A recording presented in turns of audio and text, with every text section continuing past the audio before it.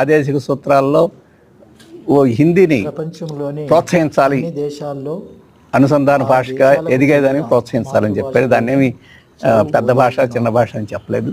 మాతృభాష ఆయనకి బీజేపీ చెప్తున్న దానికి అనుగుణంగా ఎలా లొంగి ఉండాలో అర్థం కాక ఆ మాట అన్నాడు.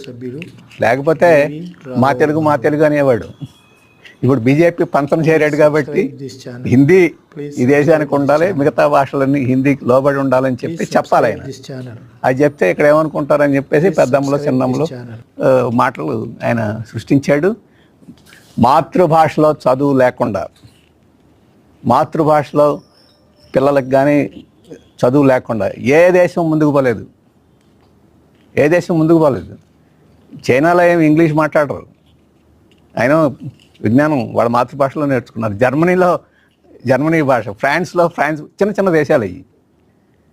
మనం ఐరోపా అంత రాష్ట్రం, అట్లాంటి అనేక రాష్ట్రాలు ఉన్నాయి. మన మాతృభాషలను అభివృద్ధి చేసి ప్రతివాడు ప్రపంచ జ్ఞానాన్ని తెలుసుకునేట్టు చేయలేకపోతే మీ అనుసంధాన భాషలో కూడా మనకేమీ ఉంది. గాంధీ గారికి ఇంగ్లాండ్ పోయినట్టుకి పూర్తిగా అంత బాగా ఇంగ్లీష్ రాదు.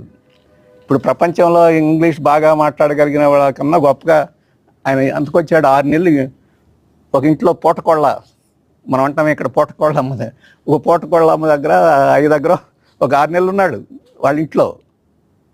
ఆయనకు ఇంగ్లీష్ లాంగ్వేజ్ వచ్చేసింది, బ్రిటిష్ వాళ్ళకన్నా బాగా మాట్లాడగలిగింది. అందుకని ఏ లాంగ్వేజ్ నేర్చుకోవడానికి దాంట్లో నిష్ణాత సంపాదించడం పెద్ద కష్టం కాదు. ఈ పాలసీలు పెట్టి ఏ ఒక్క భాష కూడా రాకుండా అన్ని భాషలని జడగొట్టేసి ఈ విజ్ఞానం నేర్చుకోకుండా ఉండే పద్ధతిలో మన భారతదేశాన్ని ఇప్పుడు ఈ కొత్త భాషా విధానం చేస్తుంది. అందుట్లో ఆంధ్రప్రదేశ్ మరీ అన్యాయంగా ఉంది. మిగతా రాష్ట్రాల్లో ఏదైనా ఒక భాష అన్నా వస్తుంది, మనకు అన్ని భాషలు వచ్చినట్టు ఉంటుంది, ఏ భాష రానట్టు ఉంటుంది. అట్లా ఉంది మన విద్యా విధానం అని చెప్పేసి నాకు అనిపిస్తుంది.